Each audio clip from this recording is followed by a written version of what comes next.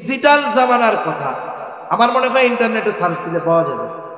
সম্ভবত আলজেরিয়ার একটা বাচ্চা আছে, মায়ের কোলের মধ্যে হাফ প্যান্ট পরা, ছোট বাচ্চা, 3-3.5 বছর বয়স। বলে কোরআনুল কারীমের যেই জায়গা থেকে হোক না কেন, আপনি যদি ওর সামনে একটু তিলাওয়াত করেন, এরপর থেকে ও তিলাওয়াত করা শুরু করে দেয়। বলে বয়স 3 বছর, 3.5 বছর। এই আধুনিক জামানায় যদি এমন সন্তানের জন্ম হতে পারে, কুতুবউদ্দিন বখতিয়ার কাকির মা সাধারণ মায়েদের মতো মা নয়। ওই কুতুবউদ্দিন বখতিয়ার কাকি মায়ের তিলাওয়াত শুনে শুনে 18 পারার হাফেজ হয়ে যাবে, এটা অসম্ভব কোনো কিছু নয়। অনেক ওয়াইজদের মুখে ঘটনা শুনতাম কুতুবউদ্দিন বখতিয়ার কাকি রহমাতুল্লাহি আলাইহির ব্যাপারে। বলে ওনার যখন 6 বছর বয়স, 6 বছর বয়সে ওনার মা ওনাকে নিয়ে গেছে এক মক্তবে, ওস্তাদের কাছে আলিফ বা তা সা শেখানোর জন্য। ওস্তাদ ছাত্রকে পড়াবেন, উনি শুরু করছেন আউযু বিল্লাহি মিনাশ শাইতানির রাজীম, বিসমিল্লাহির রহমানির রহিম। কুতুবউদ্দিন বখতিয়ার কাকি রহমাতুল্লাহি আলাইহি পড়েন আউযু বিল্লাহি মিনাশ শাইতানির রাজীম, বিসমিল্লাহির রহমানির রহিম। ছোট বাচ্চা এরপরে তিলাওয়াত শুরু করে দিয়েছে সূরা ফাতিহা, সূরা বাকারা, সূরা আলে ইমরান, সূরা নিসা, মায়েদা, এভাবে একাধারে পড়তে পড়তে 18 পারায় গিয়ে পড়া শেষ করেছে। ওস্তাদ মাকে উদ্দেশ্য করে বলে, আপনি আপনার সন্তানকে এনেছেন আলিফ বা তা সা শেখানোর জন্য, আপনার ছেলে দেখি 18 পারা আমাকে শোনায় দিল, আপনি কি হাফেজা? এইবার কুতুবউদ্দিন বখতিয়ার কাকির মা বলে, না, আমি পূর্ণাঙ্গ কোরআন হিফজ করতে পারি নাই, তবে 18 পারা হিফজ করেছি, এরপরে আমার বিবাহ হয়ে গেছে। বলে আপনি কি আপনার সন্তানকে কোরআন পড়া শিখিয়েছেন নাকি? বলে না। কি করছেন? বলে আমি তাকে শিখাই নাই, তবে আমি তাকে কোরআন শুনিয়েছি। বলে আমার এই সন্তান যখন আমার গর্ভে এসেছে, দুনিয়ায় আসার আগ পর্যন্ত আমি যে কত শতবার এই সন্তানকে পেটে রেখে 18 পারা তিলাওয়াত করেছি, এর কোনো হিসাব না। ব্যতিক্রম হলো এই জামানার, যখন কোন মায়ের গর্ভে সন্তান আসে, আগের মতো সে নড়াচড়া করতে পারবে না, বাহিরে যেতে পারবে না, ডাক্তার রেস্টে থাকতে বলেছে। এইবার কি করে? স্বামীর কাছে বলে, স্বামী, আমি তো 8-9 মাস জেলখানায় থাকবো, গৃহবন্দির মতো, একাকী সময় কাটানো আমার জন্য বড় কঠিন। এক কাজ করেন, এখন আমার একটা আপনি টাচ ফোন কিনা দেন। স্বামীও চিন্তা করে, হ্যাঁ, কথাটা তো খারাপ হয় নাই, কিনা দেই। এখন বলে, টাচ ফোন দিয়া কি করব? এটা তো মরা, যদি ইন্টারনেট না থাকে, একটা ইন্টারনেটের সিম কিনে দেন। এইবার একটা ইন্টারনেটের সিম কিনে দিল। কিছুদিন পর পর খালি এমবি রিচার্জ করা লাগে। এইবার স্বামীকে বলে, স্বামী, অনেক টাকাই তো খরচ হয়, মাঝে মধ্যে এমবির জন্য আপনার রাত্রে ফোন দেওয়া লাগে, সব বাদ দিয়া আমাকে হাই স্পিড ওয়াইফাই লাইন লাগায় দেন, মাসে মাসে বিল দিব, আনলিমিটেড ইন্টারনেট চালাবো। দেখা যাবে আনলিমিটেড ইন্টারনেট পেয়ে ওই মহিলা এইবার গান শুনে, নাটক দেখে, সিনেমা দেখে, আর এই দেখার চিন্তার পূর্ণ প্রভাব তার গর্ভের বাচ্চার উপরে গিয়ে পড়ে। কুতুবউদ্দিন বখতিয়ার কাকির মা বলে, আমি আমার সন্তান পেটে নিয়ে কতবার যে এই 18 পারা তিলাওয়াত করেছি, তার কোনো হিসাব নাই। এই জন্য কি হয়? বলে মোবাইল দেখে যেই মা ওর সন্তান যখন দুনিয়ায় আসছে কান্নাকাটি করে, ওইটা 2 দিন বয়সের হোক আর 3 দিন বয়সের হোক, ওর সামনে নিয়ে মোবাইলটা চালায়া দিবেন, কান্না করার সময় চ্যালেঞ্জ দিলাম, কান্না থেমে যাবে। কেন? বলে ওকে তো পেটের মধ্যে থেকেই মোবাইল মিস্টার বানায় নিয়ে আসছেন, এই জন্য এর প্রভাব তার অন্তরের মধ্যে, কানের মধ্যে গেছে আওয়াজ, এর প্রভাবটা তার মধ্যে পড়েছে। এরপরে কুতুবউদ্দিন বখতিয়ার কাকির মা বলেন, আমার সন্তান যখন দুনিয়ায় ভূমিষ্ঠ হলো, এরপর থেকে পবিত্রতা অর্জন করার পর আমি আমার সন্তানকে যে কত হাজারবার এই 18 পারা তিলাওয়াত করে শুনিয়েছি, এর কোনো হিসাব নাই। এখন বলতে পারেন, শুই নাই কি মুখস্থ করে ফেলতে পারে? বলে অসম্ভব নয়, এটা তো সম্ভব। এই ডিজিটাল জামানার কথা আমার মনে হয় ইন্টারনেটে সার্চ দিলে পাওয়া যাবে। সম্ভবত আলজেরিয়ার একটা বাচ্চা মায়ের কোলের মধ্যে হাফ প্যান্ট পরা, ছোট বাচ্চা, 3-3.5 বছর বয়স, বলে কোরআনুল কারীমের যেই জায়গা থেকে হোক না কেন আপনি যদি ওর সামনে একটু তিলাওয়াত করেন, এরপর থেকে ও তিলাওয়াত করা শুরু করে দেয়। বলে বয়স 3 বছর 3.5 বছর, এই আধুনিক জামানায় যদি এমন সন্তানের জন্ম হতে পারে, কুতুবউদ্দিন বখতিয়ার কাকির মা সাধারণ মায়েদের মতো মা নয়। ওই কুতুবউদ্দিন বখতিয়ার কাকি মায়ের তিলাওয়াত শুনে শুনে 18 পারার হাফেজ হয়ে যাবে, এটা অসম্ভব কোনো কিছু নয়। এই জন্য মূল কথা যেটা বলতে চাইছিলাম, যে সন্তান যখন মায়ের গর্ভে আসবে, মায়ের দায়িত্ব হলো লাইফ স্টাইল পরিবর্তন করে ফেলা।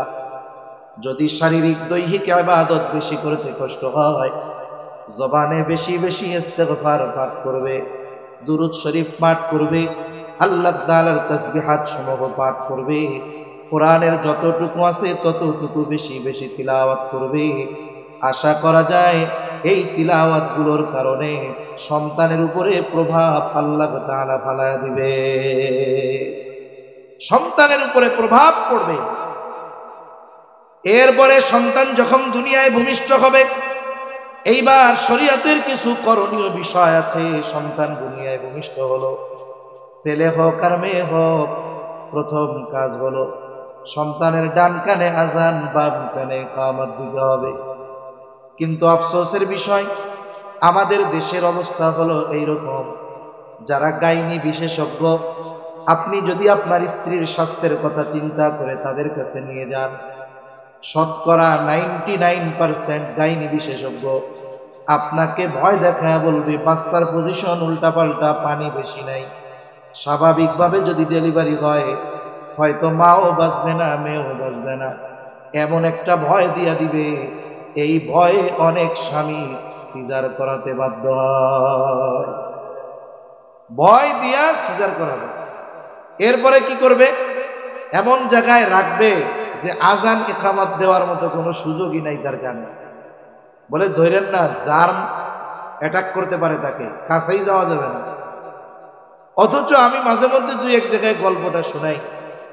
আমার এক বন্ধু আছে, মহব্বতের মানুষ, আমেরিকা থাকে, আমেরিকা মিশিগান, মানে উনি শোনাইতেছে আমার গল্পটা, যে ভাই আমেরিকায় থাকি, কিন্তু আমাদের ইসলামী কালচার সম্পর্কে এরা যতটা সচেতন, অথবা আমাদের কিছু কালচারের ব্যাপারে এরা যতটা রেসপেক্ট করে, আমাদের দেশে ওই কালচারগুলোর ব্যাপারে আমাদেরকে আরো হেয় করা হয়, লজ্জা দেওয়া হয়। তা উনি বলতেছে যে আমার স্ত্রী প্রেগন্যান্ট, যেহেতু দুইজনই ওই দেশের বাসিন্দা, ওনারা গভর্নমেন্ট থেকে ফ্যাসিলিটি পাবে হসপিটালে ভর্তি করাইতে। আর বিষয়টা এমন না যে হসপিটালে ভর্তি করাইলেই সিজার করবে, তা নয়, বরং যদি তার স্বাভাবিক ডেলিভারি হয় ওটাই করবে, যদি সেটা অসম্ভব হয় তাইলে বাধ্য হলে সিজার করবে। তা উনি ওনার ওয়াইফকে নিয়ে হসপিটালের রিসেপশনে গেছেন, ভর্তি করতে হবে প্রথম। উনি ওনার নাম বলছে, নাম কি? ফখরুল ইসলাম। উনি আমেরিকার মিশিগানে এক মাদ্রাসার মুয়াজ্জিন। এখন যিনি রিসেপশনে, তিনি বলতেছেন হ্যাঁ আপনাকে ওই ওয়ার্ডে দেওয়া হবে। তা উনি চিন্তা করছেন যে আমি নিজের থেকেই বলবো যে আমার ওয়াইফ পর্দা করে, আমাদেরকে এমন জায়গায় দিবেন যেখানে কোনো পুরুষ নেই, A to Z সব মহিলা। তা উনি বলতেছেন যে আমার কিছু বলা লাগে নাই, আমি যখন আমার নামটা বলেছি, আমার নাম ফখরুল ইসলাম, সাথে সাথে আমার ওয়াইফের বেড এমন ওয়ার্ডে দেওয়া হয়েছে যেই জায়গায় ক্লিনার থেকে নিয়ে ডাক্তার সবাই হলো মহিলা। এইবার আমার ওয়াইফকে ওইখানে দেওয়া হলো। অপারেশন থিয়েটারে নেওয়া হবে। এইবার যখন বেদনা উঠেছে, ব্যথা উঠেছে, প্রসব বেদনা, তাকে অপারেশন থিয়েটারে নেওয়া হবে। ওই জায়গায় যদি স্বাভাবিকভাবে ডেলিভারি হয়ে যাবে, যদি কোনো জটিল কিছু হয়, সিজার করতে যদি বাধ্য হয়, তাহলে সিজার করবে। এইবার উনি যেহেতু স্বামী, এই জন্য ওনাকে ওখানে থাকার অনুমতি দেওয়া হলো। উনি একটা চেয়ার নিয়ে অপারেশন থিয়েটারের বাহিরে বসে আছেন।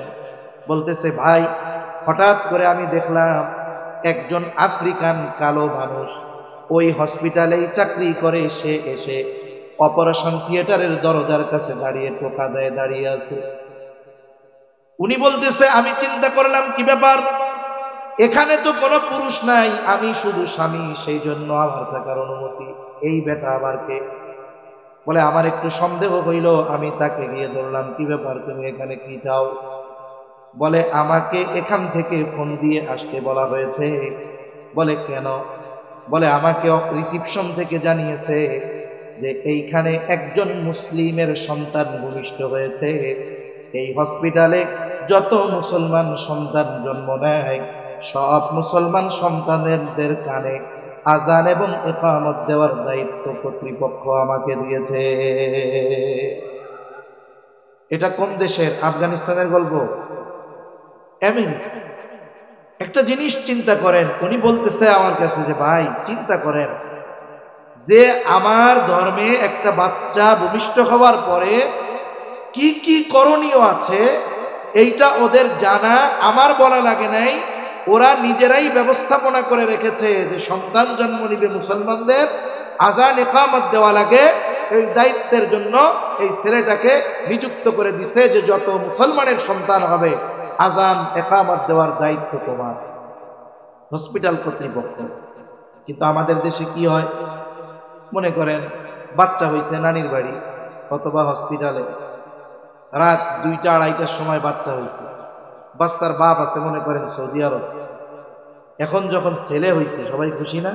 বাচ্চা হয়েছে, ছেলে হোক আর মেয়ে হোক, খুশির ঠেলায় বাচ্চার নানি ফোন দিছে বাচ্চার বাপ রে, রাত 2টার সময়, শুনছনি বাজার কি হয়েছে? কয়, তোমার তো একটা ছেলে হয়েছে। রাত বাজে কয়টা? 2টা।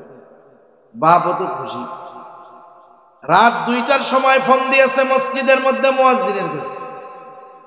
কোন তো বাংলাদেশে রাত 2টা 3টার সময় ইমাম মুয়াজ্জিনরে ফোন দাওয়াত খাইতে দেয় না। 2 কারণে দেয়। কয় কারণে? এক কারণ হইল কেউ মরলে দাওয়াত দেয়, ফোন দেয় যে তাড়াতাড়ি ঘরের থেকে বাইর করেন, আমাকে ঘুম হইতেছে না। ঠিক কিনা বলেন? দ্বিতীয় কারণ কি?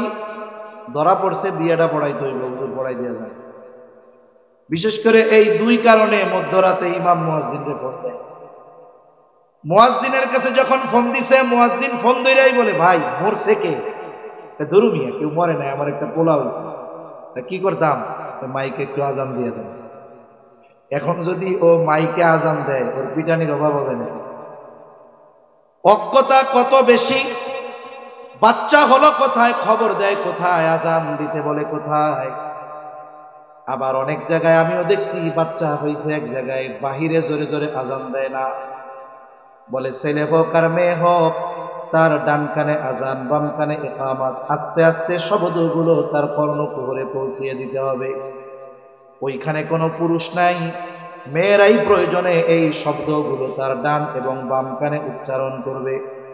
বলে জন্ম হওয়ার সাথে সাথে ডান কানে আজান আর বাম কানে ইকামত কেন দিবে?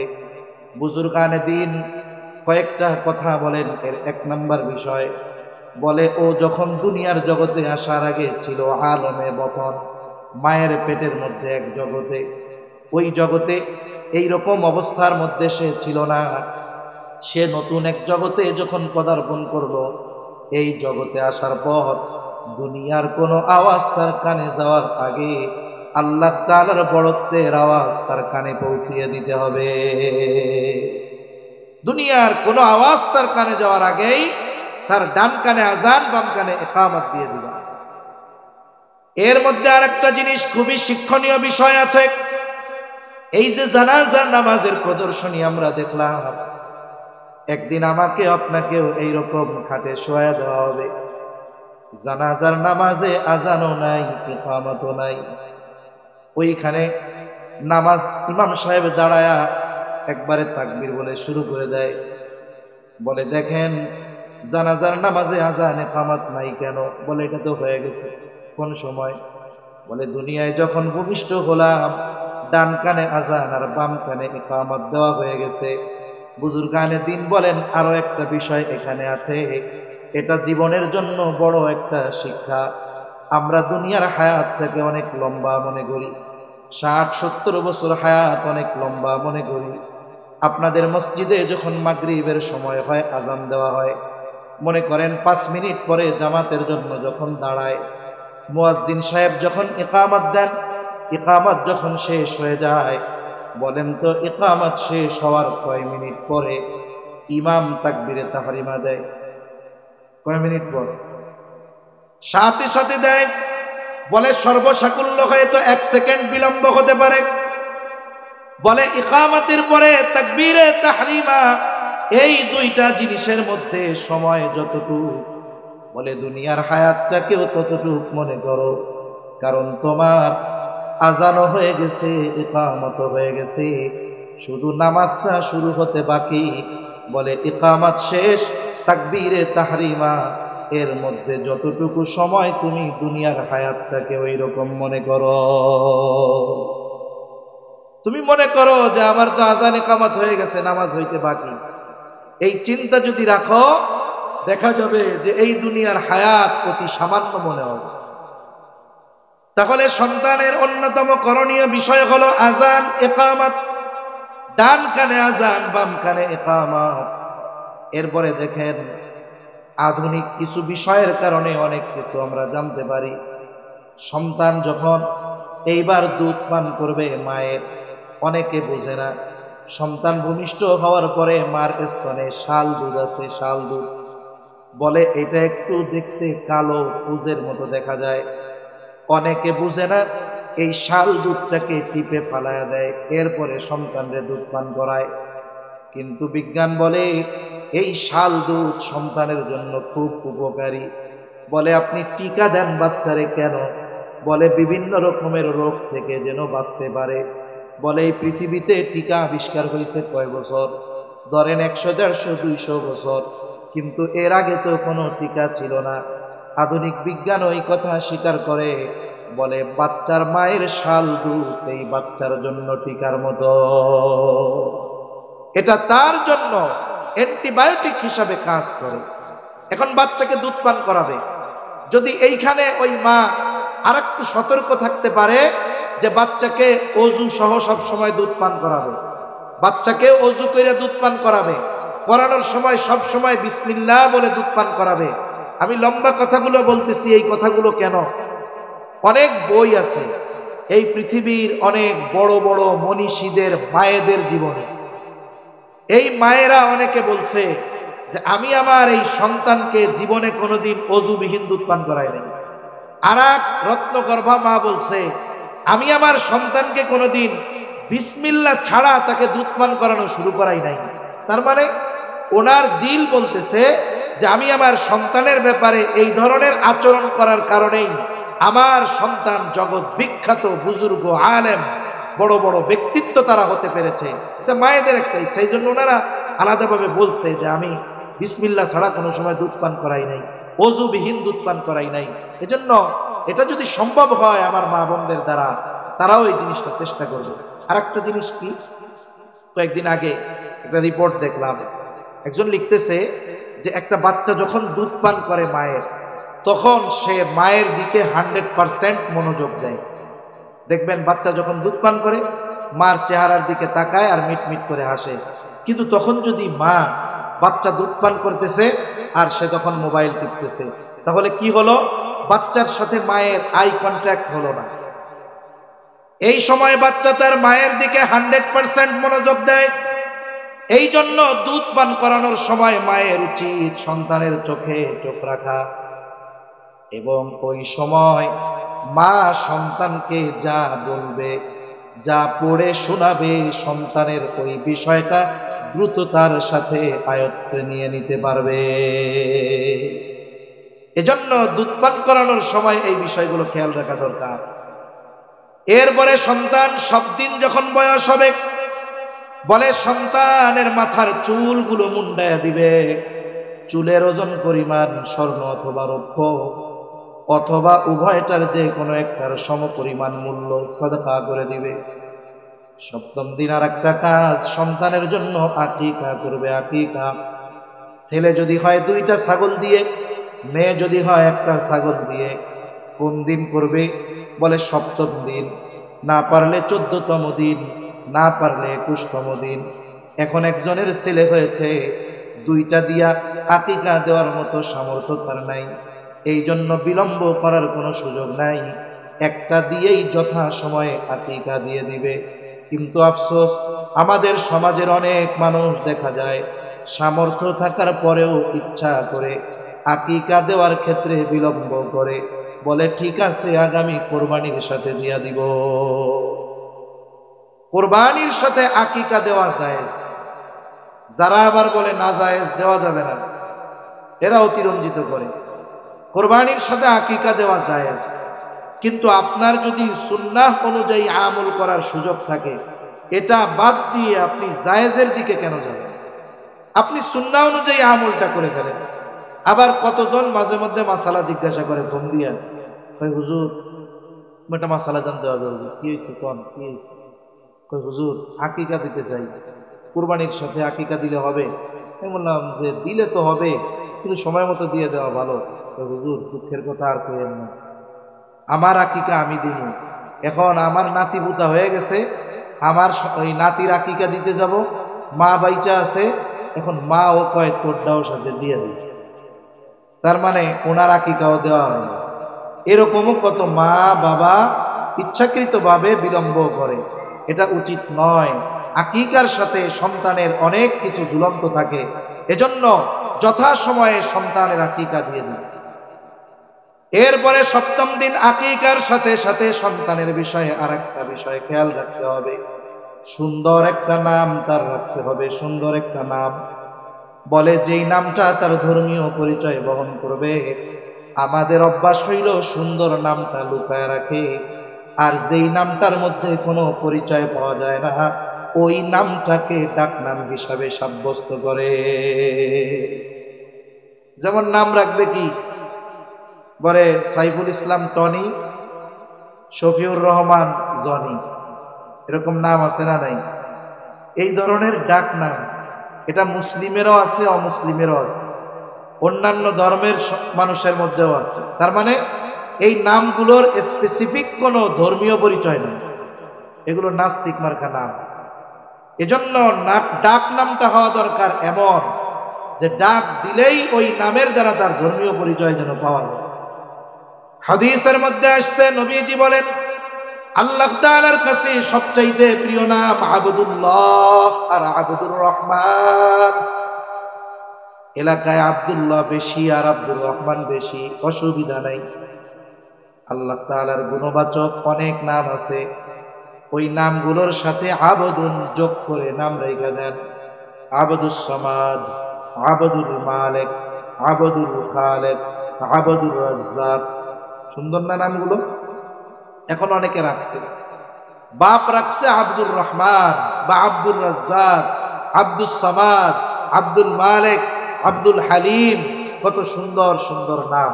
এখন ডাকার ক্ষেত্রে কয়দিন পরে প্রথমে আব্দুন বাদ দেয়, পরে সরাসরি ডাকে ও রাজ্জাক, ও মালিক। যাক, তাও তো একটা সহনীয় পর্যায়ে আছে।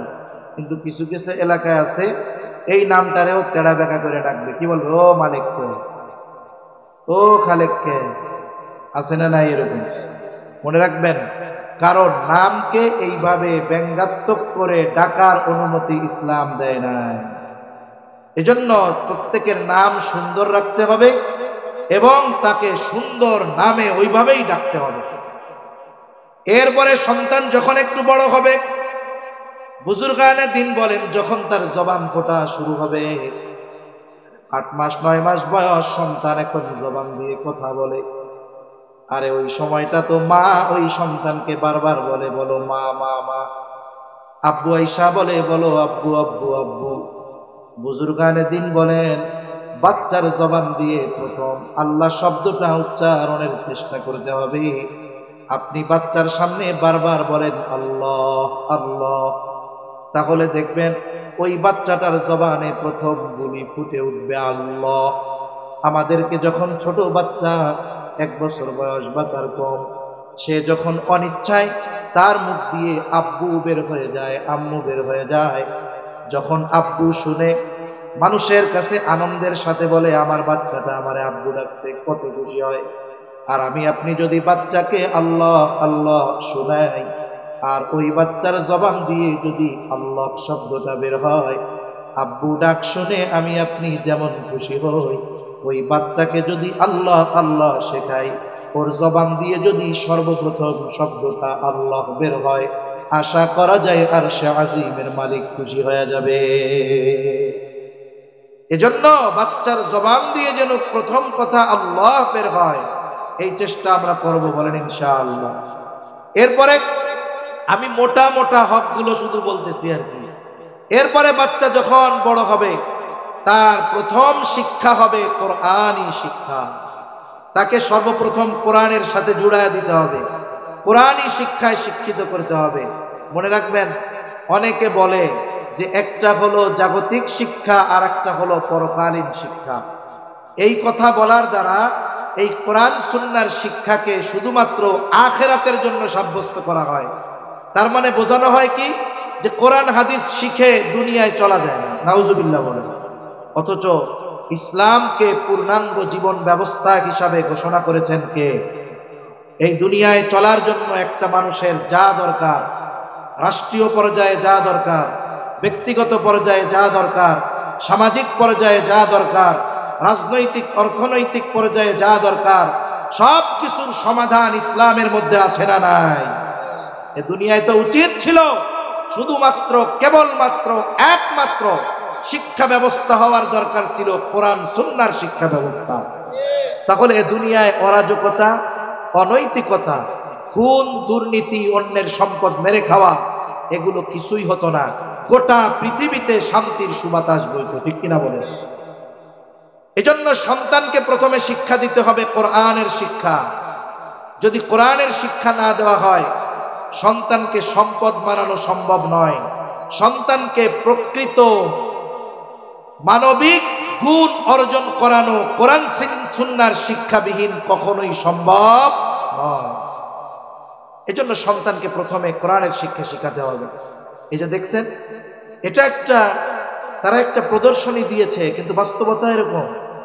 আপনার সন্তানকে আপনি ডাক্তার, ইঞ্জিনিয়ার, উকিল, ব্যারিস্টার বানানোর ইচ্ছা, বানাবেন, অসুবিধা নাই তো। কিন্তু আপনি আপনার সন্তানকে তো আগে মুসলমান বানাতে হবে, ঠিক কিনা বলে? ওই রকম জানাজার তাকবীর দিলে সে যদি রুকুতে চলে যায়, তাহলে বিপদ না? আপনার সন্তানকে তো কমপক্ষে জানাজা পড়ানোর যোগ্যতা অর্জন করতে পারে, এতটুকু কমপক্ষে শেখাতে হবে। আপনি ডাক্তার, ইঞ্জিনিয়ার তো আমাদেরও দরকার, আমাদের দরকার। কেন দরকার না? কারণ একজন ডাক্তার যদি দিনদার হয়, তাহলে ওই ডাক্তারের দ্বারা সাধারণ মানুষ বেশি উপকৃত হবে। একজন ইঞ্জিনিয়ার যদি দিনদার হয়, সে আপনার এলাকার মসজিদ, মাদ্রাসা, ধর্মীয় স্থাপনাগুলোর ডিজাইন ফ্রি করে দিবে, ঠিক কিনা বলে? এগুলো দরকার। তবে আমাদের দিনদার ডাক্তার দরকার। এমন ডাক্তার দরকার না যেই ডাক্তার ডায়াগনস্টিক সেন্টারের সাথে চুক্তি কইরাই বসতে, যে টেনশন কইরেন না, পেটে ব্যথার রোগী আসলেও 10,000-এর কম টেস্ট হবে না, আপনার কোনো চিন্তা নাই। আছে না নাই? আপনি যাবেন, কিছু রোগ নাই আপনারে দেখবেন 20টা টেস্ট দিয়ে রাখছে, আবার বলবে ওই জায়গা থেকে করাবেন, এটা ভালো হয় না। আছে না নাই? এগুলো ডাক্তার না, এগুলো হলো ডাকাত। এগুলো কি, জোরে বলেন? ডাকাত। আমরা তো এইরকম ডাকাত ডাক্তার চাই না, দিনদার ডাক্তার চাই। তাহলে দিনদার ডাক্তার যদি প্রয়োজন হয়, তাহলে অবশ্যই তাকে দিন আগে শেখাতে হবে। আপনি এই ধরনের মাদ্রাসা, নুরানি মাদ্রাসাগুলায় ক্লাস 3 পর্যন্ত পড়ান না। আপনার কি হবে জানেন? 3 পর্যন্ত যদি একটা ছেলে পড়ে, সে কতটুক শেখে? বলে কমপক্ষে একটা মুসলমানের জন্য যতটুকু ইলমে দিন শেখা ফরজ, ক্লাস 3 পর্যন্ত নুরানিতে পড়লে মোটামুটি এই ফরজ পরিমাণ ইলমে দিন সে অর্জন করে ফেলে। সুবহানাল্লাহ। এখন আপনি যদি তারে না শেখান, এক নম্বরে নিজে না শিখলে নিজে গুনাহগার হইলেন, সন্তানকে শেখালেন না, আপনি এই কারণে সন্তানের হক নষ্ট করে নেওয়ালা হয়ে গেলেন। দেখুন, এদেশে একটা সময় মক্তব থেকে সব শেখা যাইত। একটা সময় সকাল সুবাহি মক্তব, প্রত্যেকটা মসজিদের মধ্যে মক্তব ছিল। কিন্তু ইসলাম বিদ্বেষীরা খেয়াল করলো যে এই দেশে আমাদের যেই পরিমাণ ইনভেস্ট, ওই পরিমাণ ফলাফল আমরা পাইতেছি না। এর কারণ কি? এরা গবেষণা করার পরে তাদের সফলতার সবচাইতে বড় বাধা যেগুলো পেয়েছে, এর মধ্যে অন্যতম ছিল সকালবেলার মক্তব। কারণ কি? যেই বাচ্চাটার নামাজ ফরজ হয় নাই, ওই বাচ্চাটা 6 বছর বয়স, ফজরের নামাজে মা ডাক না দিলেও ওই বাচ্চাটাকে মক্তবে যাওয়ার জন্য তাকে পিটানো হইতো, জোর করে মক্তবে পাঠিয়ে দেওয়া হইতো।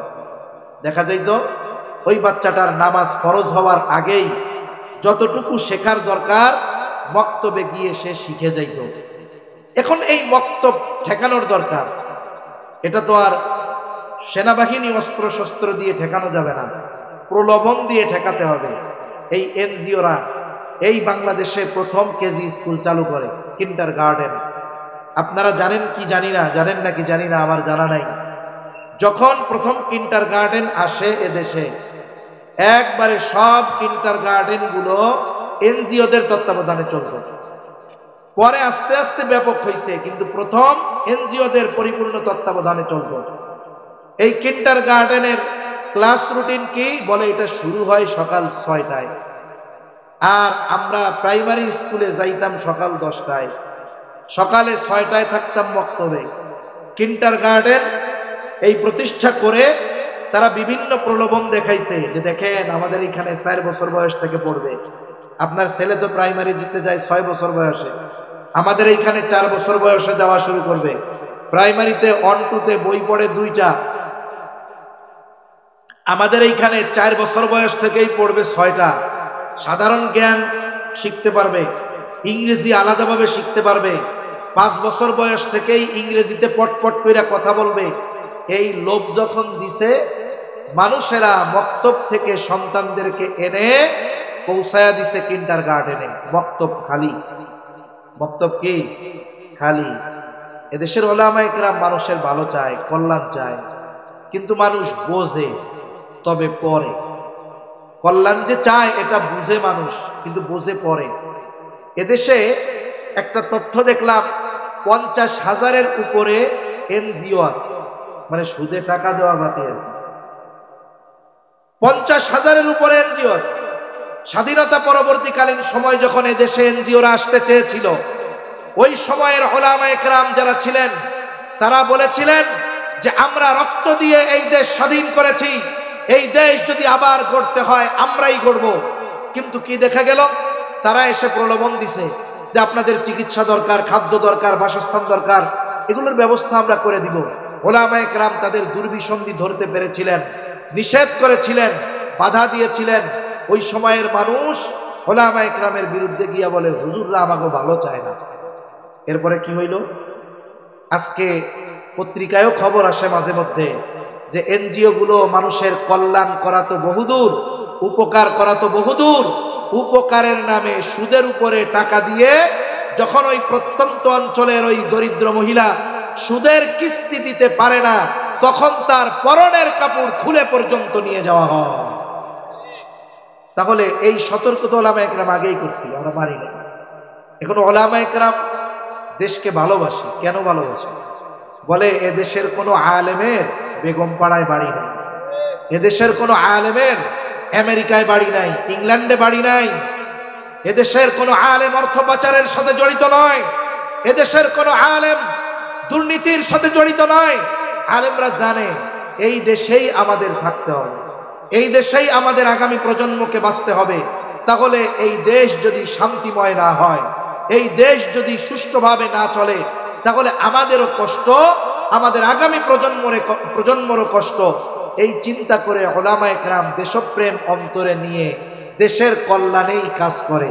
কিন্তু সাধারণ মানুষ বুঝে, কিন্তু পরে বুঝে, যখন বুঝার দরকার তখন বুঝে না। উলামায়ে কেরাম চিন্তা করলেন বক্তব্যগুলো শূন্য হয়ে যাচ্ছে, মক্তব শূন্য হয়ে যাওয়া মানে দেশকে ইসলাম শূন্য করার পায়তারা।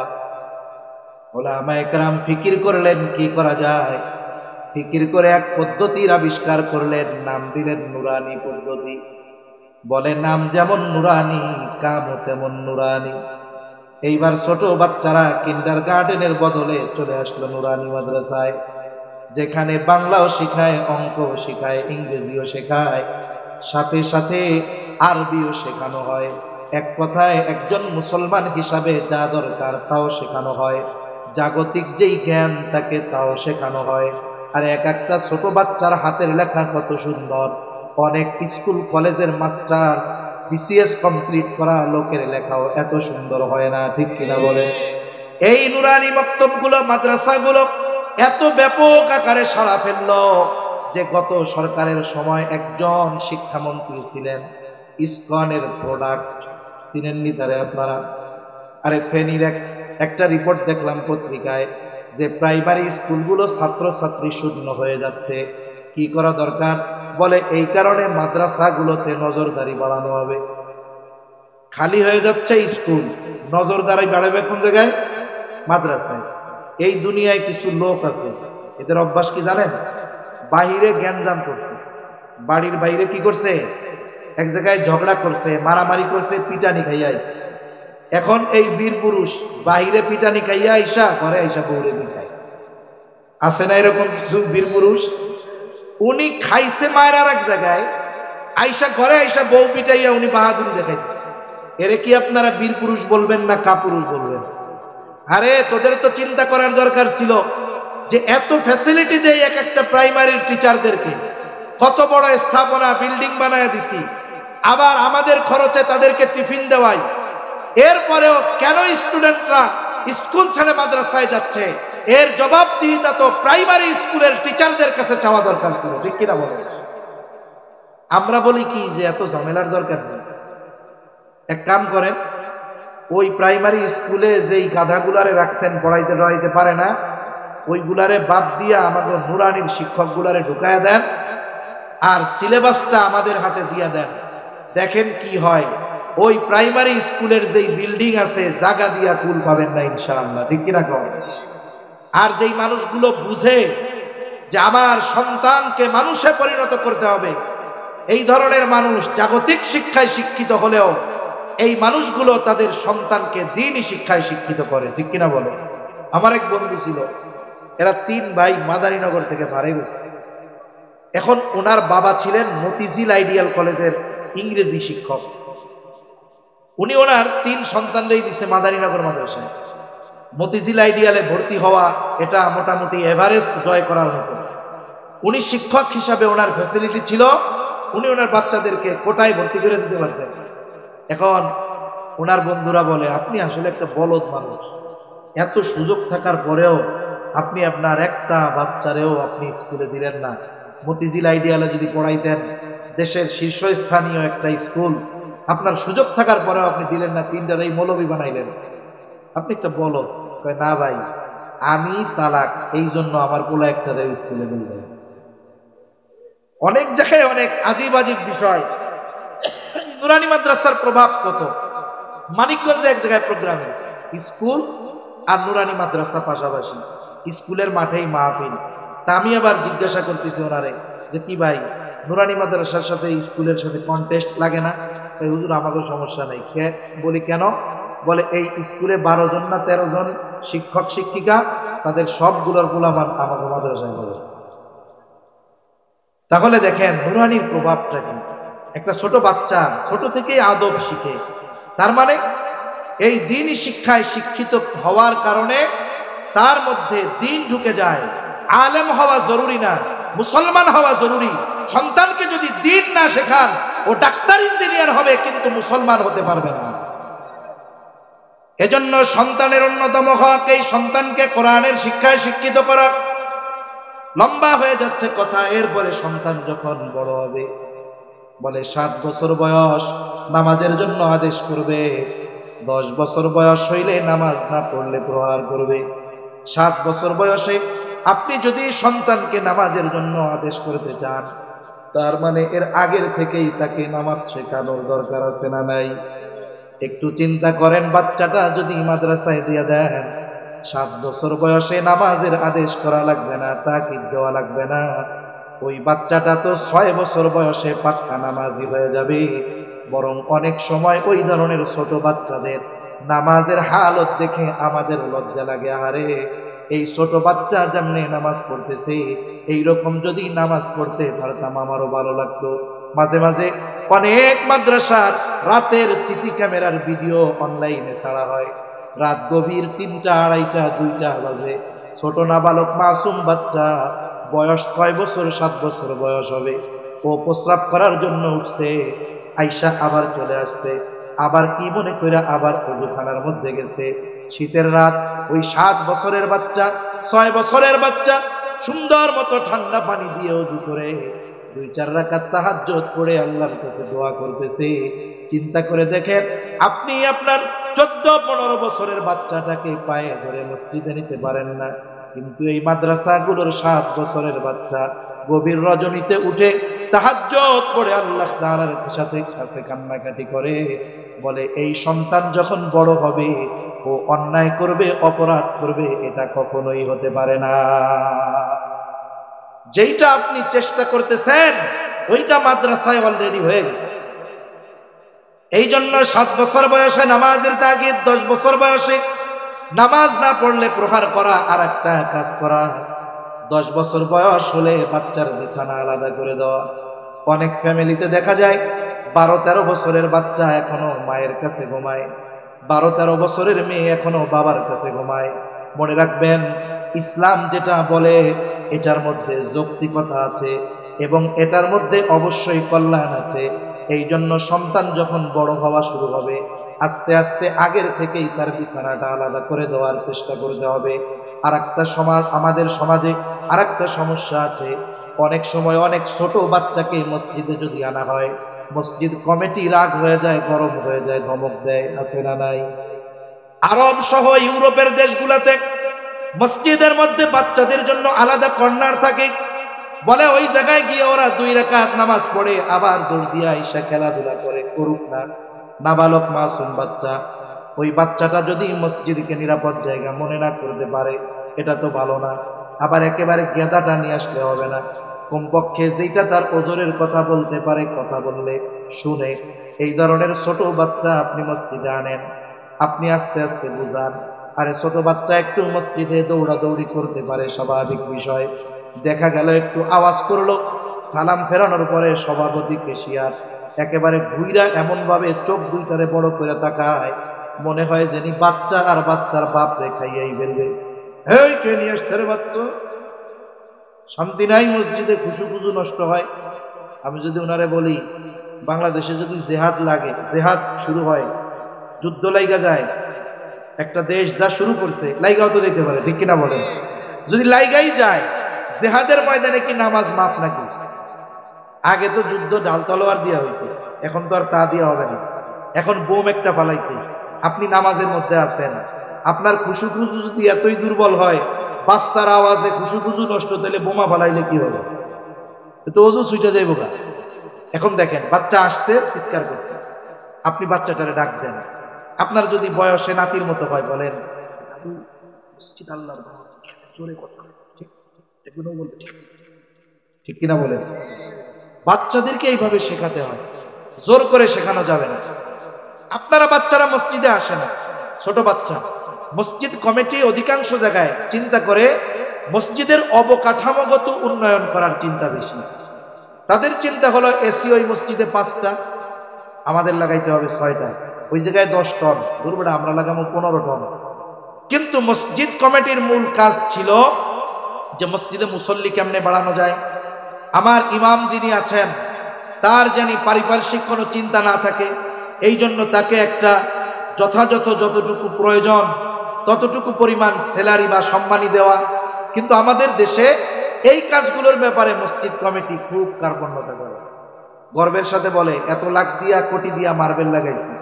মসজিদের ইমাম সাহেবের ওজিফা কত? 12,000। আবার ওই যে ছোট বাচ্চারাই তো বলছে যে হ্যাঁ হুজুর আপনাকে টাকায় বরকত আছে, কথা সত্য মতলব খারাপ। কথা সত্য, মতলবটা খারাপ। আপনি তো গর্ব করবেন যে ওই মসজিদে 15 টন, আমরা লাগাইছি 20 টন। আপনি যা বলবেন, এই মিয়া তোমার মসজিদের ইমামরে ওজিফা দাও কত, ও যদি কয় 30,000, আপনি আজকে এসে করবেন দূর বেড়া, আমার মসজিদের ইমামরে দিন 40,000। হওয়ার দরকার ছিল এটা হয় না।